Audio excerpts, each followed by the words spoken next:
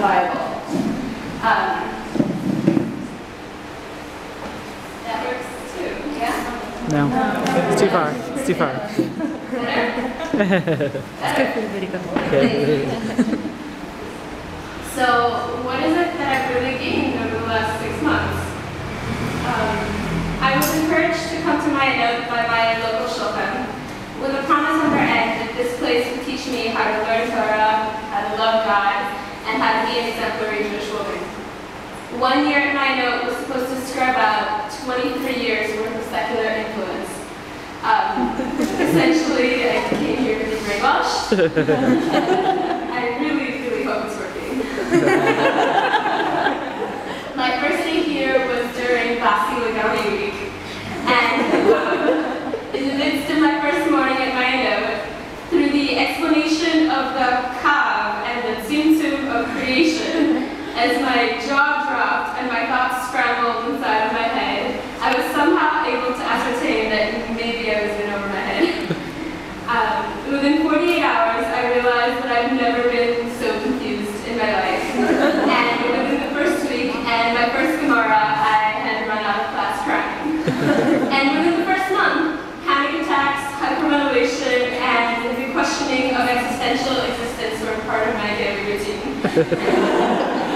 I remember even emailing a rabbi friend from back home and telling him that my life was falling apart because I didn't see Hashem at the table in front of me.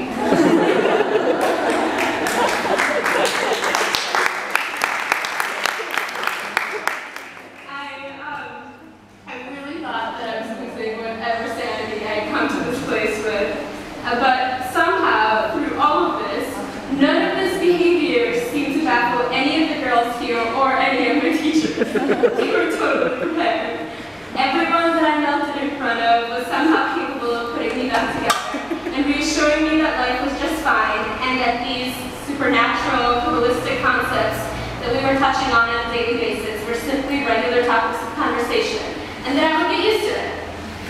So I just asked, since when is discussing Atzilus or the will of Hashem what people talk about over coffee? Never faced that before.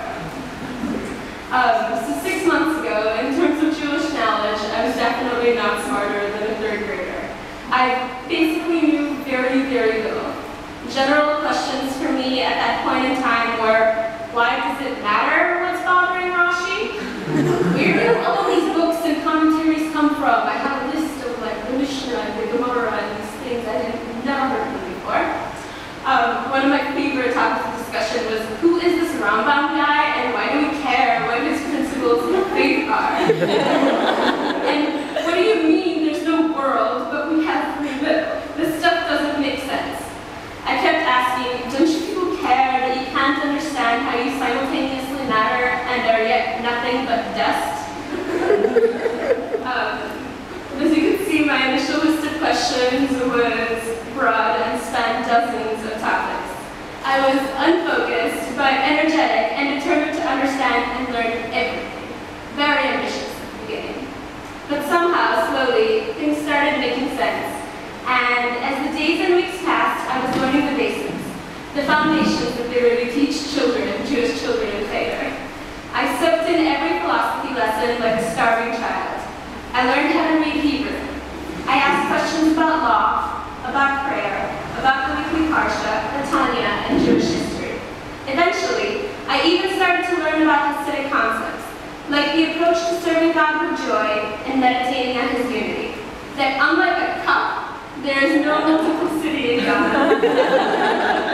I learned that you can equate fear with a desire for a commitment in your relationship with God. That mitzvahs are the tools that we have to build our bond, and that a statement like, may your table break, is actually a blessing for posterity. we talk about such great stuff in this place. One of the most impressive things about Marina are the people who are responsible for our education. I am so impressed at the depth of commitment our teachers have to us. Rabbi Levinger?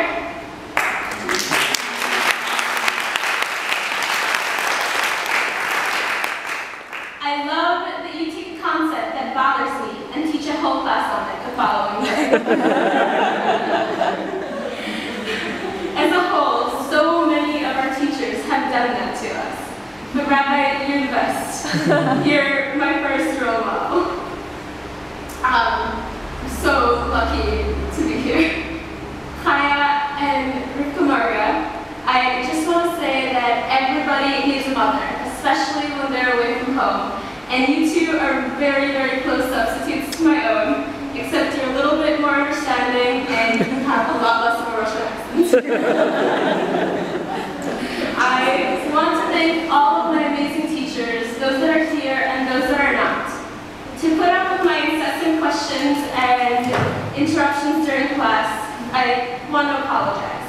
I know that a good student always waits until the end. It will take many, many years to retrain how I learned, but maybe I will learn to be a good student one day. Until then, I hope that at least you think I add some humor to the class. Please know that what I have taken from you has, and always will, continue to shape the foundation of my Judaism and my relationship with God and the Jewish people. For those of you who have seen me from the beginning, I think it's fair to say that your work is paying off. I've gotten better. Not only do I no longer cry through Gemara, but I think I can punctuate it. I even learned how to read Rashi and can sometimes connect the dots in philosophical structure. The breadth of knowledge that I've acquired from you is immense, and I appreciate so much the foundation that you are helping me build for a lifetime of learning. On a social level, I don't think I have the words to express what kind of phenomenal woman I've met at my note. There are dozens of adjectives that could not begin to fully encompass and describe my wonderful friends.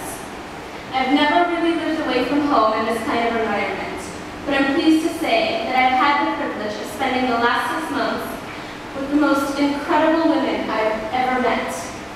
In every one of these,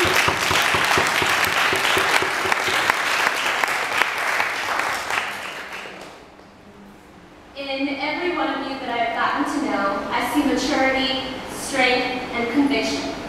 We have had amazing experiences, from insightful Hebraians, passionate arguments, and headbanging Hebrew sessions, to simple things like making gallons of iced coffee, strolls through Jerusalem, and creating Friday morning brunches.